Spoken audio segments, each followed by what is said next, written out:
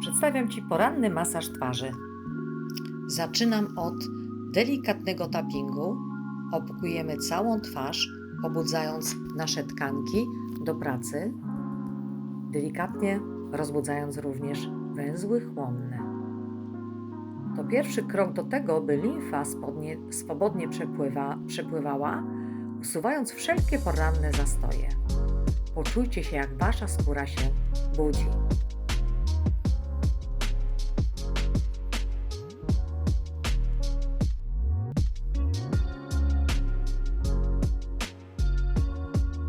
Teraz czas na tonik i naturalny olejek. Pamiętajcie, że naturalny olejek najlepiej aplikować na wilgotną skórę. Rozprowadzam go po całej twarzy. Nie zapominam również o szyi i dekolcie. Dobrze nałóżcie olejek, aby Wasze całe dłonie były śliskie oraz twarz cała nawilżona.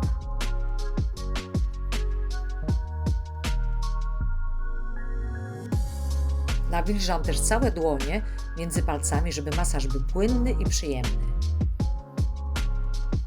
Teraz chwila relaksu, bez zbędnych słów. Zaczynamy.